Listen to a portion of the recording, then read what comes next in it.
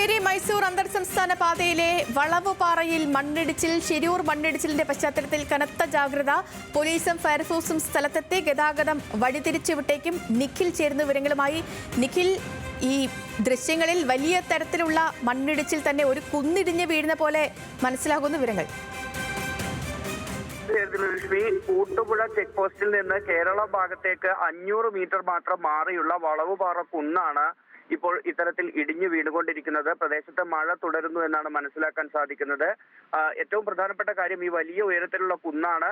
അതിനോട് ചേർന്ന് ഈ അന്തർ സംസ്ഥാന പാത കടന്നു പോകുന്നു. ഈ പാതയോട് തൊട്ട് ചേർന്ന് പുഴയാണ്. നമുക്കൊരുപക്ഷെ ആ ദൃശ്യങ്ങൾ കൂടി കാണാമെന്ന് കരുതുന്നു. ആ പുഴ കുത്തി ഒഴുകുന്ന പുഴയാണ്. മലയോരത്ത് മലമ്പ്രദേശത്ത് പെയ്യുന്ന കനത്ത മഴയെ തുടർന്ന് കുത്തി ഒഴുകുന്ന പുഴയാണ്.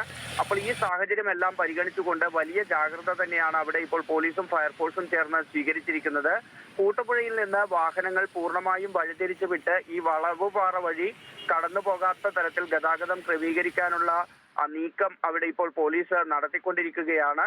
ഏതായാലും നിലവിൽ അവിടെ മറ്റൊരു സമാന്തര റോഡ് ഉണ്ട്. ആ റോഡ് വഴി വാഹനങ്ങൾ കടത്തിവിടാനാണ് ഇപ്പോൾ നീക്കം.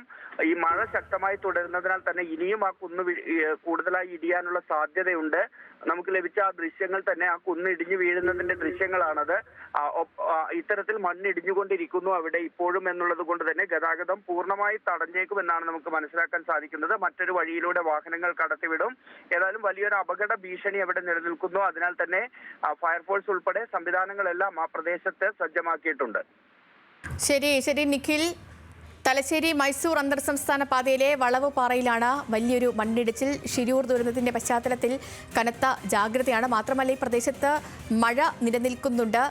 അതുകൊണ്ട് തന്നെ ഗതാഗതം പൂർണ്ണമായും തടയുന്ന ഒരു നിലപാടിലേക്ക് ഒരുപക്ഷെ പോയേക്കും. കാരണം കുന്നിടിഞ്ഞുകൊണ്ടിരിക്കുന്ന കാര്യം നമുക്ക് ദൃശ്യങ്ങളിൽ വ്യക്തവുമാണ്. നിഖിലാണ് വിവരങ്ങൾ നൽകുന്നത്.